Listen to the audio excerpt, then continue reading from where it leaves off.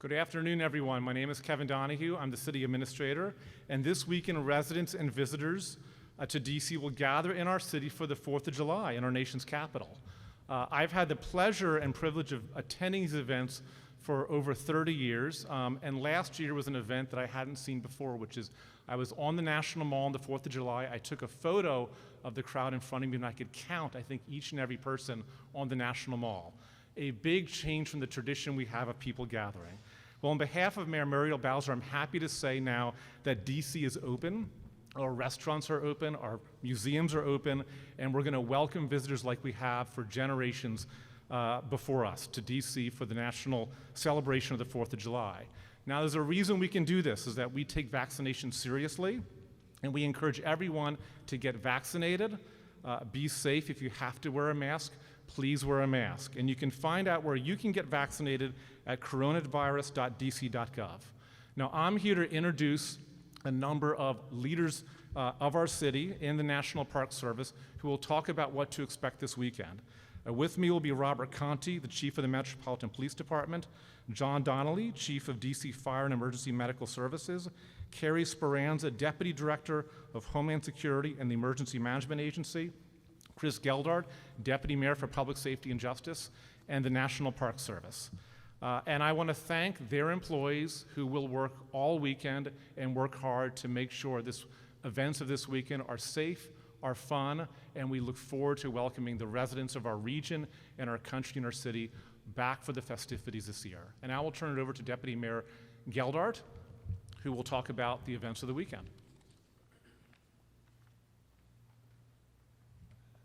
Thank you, City Administrator Donahue. This year's 4th of July celebration is significant to district residents. It represents a sense of normalcy we've long awaited since the beginning of the public health emergency. And across the district, we'll see things that feel and look very familiar. The events of the 4th will start off at 9 a.m. From 9 till 1, there'll be a reading of the Declaration of Independence, and that'll happen at the National Archives. In Barracks Row, they'll begin their Capitol Hill Community 4th of July Parade at 10 a.m., with a starting point being at 8th and I Streets, and ending up here at the Eastern Market Metro Park. At 11:05 a.m., the Washington Nationals will host, and we believe beat, the Los Angeles Dodgers. The Palisades community will host their annual parade and picnic starting at noon, with the route following northwest on MacArthur Boulevard and eventually ending at the Palisades Recreation Center and Playground. The day will wrap up at 9:09 p.m. at the National Mall with the National Park Service and our federal partners' annual fireworks display. While the Fire and Emergency Medical Services will cover fireworks safety later in this presentation, we encourage you to come to the National Mall and find a spot around the district where you can look up and safely enjoy the display. Fireworks are explosives and are best handled by professionals. With this sense of normalcy, as I mentioned earlier, we also have a responsibility to be vigilant. As always, should anyone see something that looks unsafe or dangerous, we urge people to call 911 for emergencies or 311 for non-emergency services. Chief Conte and the members of the Metropolitan Police Department are here today to talk about our patrol strategy, the Fire and Emergency Medical Services to address illegal fireworks, and the Homeland Security Emergency Management Agency will provide an overview of our emergency operations for the holiday. As a city, we are prepared for the 4th of July, and as the city administrator said, DC is open, and we want you to get out and enjoy the district on our holiday. Thank you. Chief Conte. Thank you, Deputy Mayor. Good afternoon. I am Robert J. Conte III, Chief of the Metropolitan Police Department here in Washington, D.C. First, I want to thank the MPD officers that work each holiday, our D.C. Fire and Emergency Medical Services crews, and the rest of our agency partners who work together to ensure a fun and safe 4th of July. As we all know, there's no better place to celebrate the 4th of July holiday than here in Washington, D.C. We are elated that after a difficult and challenging year of the public health emergency, we are able to gather together again to celebrate with friends and family. There are a number of road closures around the National Mall and Tidal Basin that all residents and visitors should be aware of on this day. With the influx of possible large crowds and traffic congestion, residents and visitors to our city should take into consideration additional travel time. As communities across our region and country are preparing to celebrate our nation's Independence Day, we at MPD have the privilege of ensuring the safety of those celebrating in our nation's capital. In coordination with our federal partners, we have been sharing information and monitoring all potential threats to ensure this year's holiday goes on as planned. While we are anticipating a celebratory event, it is important that everyone keep a watchful eye and report anything that seems suspicious. Just like all the previous large-scale events, MPD has increased staffing levels to ensure events in and around the National Mall are properly secured without sacrificing the quality of police service we provide to our neighborhoods and district residents. If you are planning on driving, please understand that many streets around the National Mall will be closed to traffic. Specific road closures are available on MPD's website and social media channels. Additionally, MPD has advised the public about watercraft restrictions on the Potomac River that will go into effect on July 4th. As always, if you plan to watch the fireworks from your boat on the Potomac River, you must adhere to the designated anchorage zone. Watercraft operators will be expected to follow the restrictions and remain alert for posted signage and buoys. We recommend that all watercraft operators and passengers not only have a life jacket or a personal flotation device, but to wear it at all times while boating.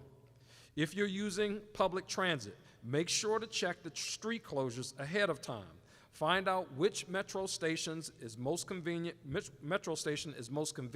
for your travel, and most importantly, give yourself plenty of extra time to arrive.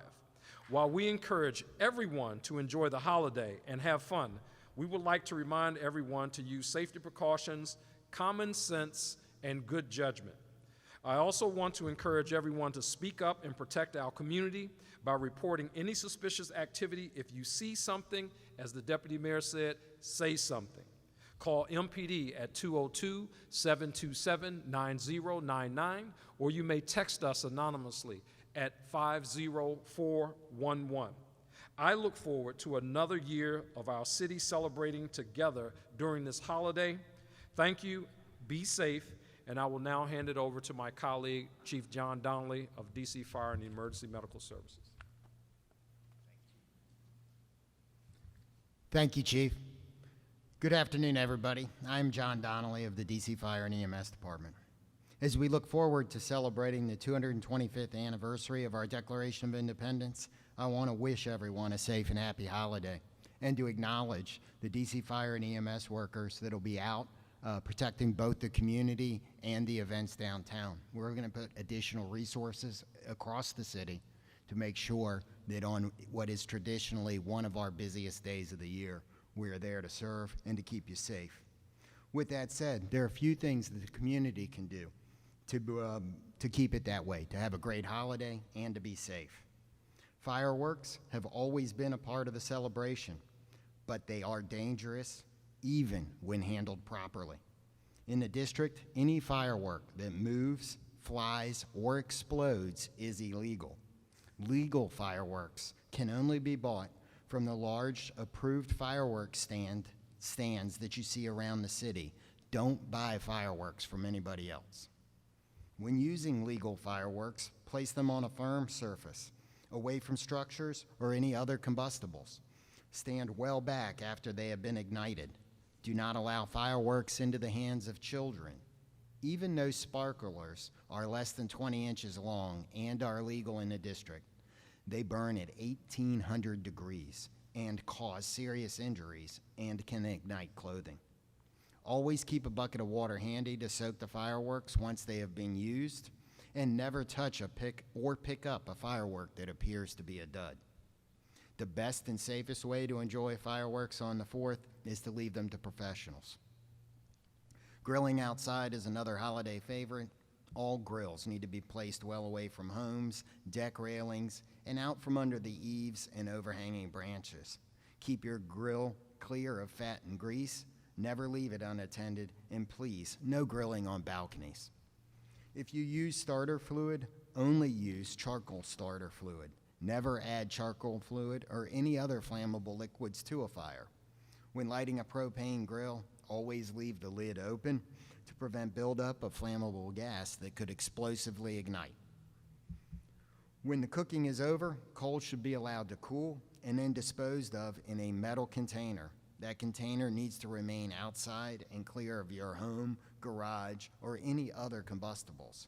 If you grill on a deck, please make sure you have a non-combustible surface directly beneath the grill.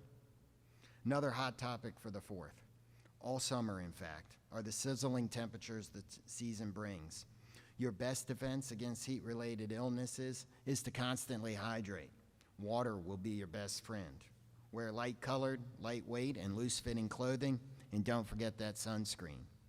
Whenever you can, stay in air-conditioned comfort or find some shade, especially during the hottest parts of the day. Our summer motto is, let's not meet because of the heat. DC Fire and EMS wants you and your family to have a fun 4th of July and a safe one as well. Please enjoy. I'm going to introduce Carrie Speranza from HSEMA. Good afternoon. My name is Carrie Speranza. I am Deputy Director of the DC Homeland Security and Emergency Management Agency, or HSEMA. HSEMA works with our local, state, and federal government and private sector partners to plan and coordinate for events just like the 4th of July. Mayor Bowser is activating the district's EOC Emergency Operations Center on Sunday, July 4th from 10 a.m. to 10 p.m. The EOC activation allows HSEMA to coordinate and collaborate with partners throughout the day. During an activation, some of the things we focus on include timely and accurate information sharing, providing resource support, and working with partners to provide health and human services to promote the safety and well-being of residents and visitors. We ask residents and visitors to sign up for the district's alert notification system, which we call Alert DC. Alert DC is your personal connection to real-time updates for all things traffic, weather, and more, and not just for the 4th of July, every day of the week. You can sign up for these alerts by going to alertdc.dc.gov. City Administrator, I'll turn it to you for questions. Thank you. We will take questions, first on-topic questions, then off-topic questions for myself or anyone behind me. Yes.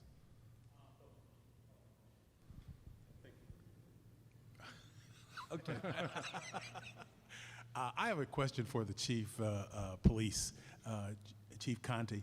Chief, I noticed today, as I was driving around, that patrol cars have lights flashing. Is that something particular for the 4th, or I just noticed it? No, they've been doing that for years, Sam. Where you been, man? It's actually something that started back when Chief Ramsey was here, and a lot of the times the lights on the cars are flashing, but it really kind of gives a sense of police omnipresence as we are out in community. As you mentioned today, you know, you just happen to notice it today, but they've been doing that for quite some time. I guess I hadn't noticed it quite that much. It's okay. So will there be a larger police presence over the next few days? Is that because of the holiday? Yeah, so we have the entire department will be activated for the 4th. So we have civil disturbance units that will be at the ready. We have people who will be doing traffic. We'll be doing patrols in community. We'll be engaging community. So yeah, it's an entire department activation for the 4th. We have heard something about domestic. We have heard something about domestic terrorism threats. Is there any, as you all say, credible threats out there? Yeah, thank you for that question. So that's something that we're always concerned about, always keeping our ear to the ground on. You know, we work with our partners in the FBI, monitoring any and everything that's out there. The residents and visitors of the District of Columbia should take comfort in knowing that the Metropolitan Police Department is prepared.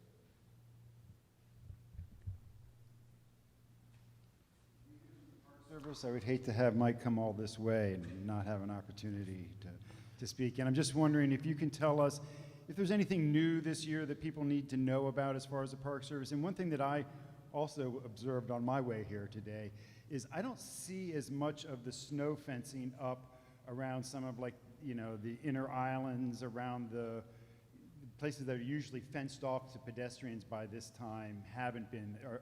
Will we not see as much of that this year? The first question, as far as what's new, there's not much new. Folks that have been coming for years will recognize the footprint. Access points, secure area from 14th Street west to the Lincoln Memorial, prohibited items, all of that's on the website, nps.gov/FOJU. You're going to likely see less fencing and less footprint because some of the events aren't taking place this year. You know, normally there would be fencing in place for the Folklife Festival. The cancellation of the parade has allowed us to eliminate a number of the street closures and a number of the areas that wouldn't be fenced. But the secure area footprint for the fireworks, the same it is for most years when we're firing from the reflecting pool, and we are back to firing from the reflecting pool this year. And will people still have to pass through a checkpoint and be searched going onto the mall? Will they go through that? From 14th Street west, Washington Monument Grounds, Lincoln Memorial, there are access points. They're subject to bag search going through that. East of 14th Street, the mall panels back towards the Capitol, no access points there, open, business as usual. And then I'm wondering if somebody can talk about, once the fireworks are over, getting everybody out of the city, traffic-wise, public transportation-wise. Yeah, so we have a full deployment of our officers. Once the fireworks are over with, the Metropolitan Police Department officers will be assisting with the egress of traffic as well as pedestrians, guiding visitors and residents towards metro stations so that we can get folks safely home, safely out of the city. And then while you're there, you know, you talk about keeping everybody safe at a time when we're seeing an awful lot of violence in D.C. Yeah. You know, and most recently, one that has caught a lot of attention is the shooting on R Street of a completely innocent person walking down the street, minding his own business, and is hit by a stray bullet in what appears to have been a pretty large shootout. What do you say to people who might be afraid to come to D.C. because of all the violence that they're hearing about? And then if you could give us any update on that specific case. Yeah, sure. I mean, first of all, condolences to that family. It's a very tragic case, and I think, you know, as we see more and more of these types of incidents across the country, I think you may recall that it was another tragic incident in Annapolis recently where a stray bullet took the life of an innocent person. I think it just really goes to, Mark, what we've been saying, you know, for a long time now with respect to guns in the hands of individuals who should not have them. I think we have to continue to be focused on addressing those issues with respect to gun violence in our city. I think that as we see movement recently from the White House with respect to things that will be happening with law enforcement agencies specifically focusing in on gun violence, I think that all of those things together really brings the attention to the issue. We got to get guns out of hands of people who should not have them. And when we do get those people in custody, then there's an accountability piece there that has to happen. So I'll keep beating that drum with respect to keeping our city safe, making sure that we get the right guns out of the wrong hands. But for people who are coming to the events here in the District of Columbia, these events have been going on for years, and we will ensure that the city is safe and ensure that the residents and visitors who come and take part in the festivities or the beautiful restaurants that we have in our city, that people will be safe in our city. Chief, any update on that? Can we go to off topic? Let me just ask, are there any other on-topic questions? Yeah, well, Then we'll come back. I guess this is on topic. Chief, Yeah, go one ahead. thing I wasn't clear on, I'd asked about, is there a credible threat of, let's say, domestic terrorism during the holiday? Is that something that you're looking at? I wasn't clear on that. There's no credible threat, Sam, but again, we're the nation's capital, right? So there's always a threat that exists here. But I mean, any and everything that we see, and everything that we hear, those are things that we're working with our federal partners on to make sure that the citizens and visitors to the District of Columbia are safe.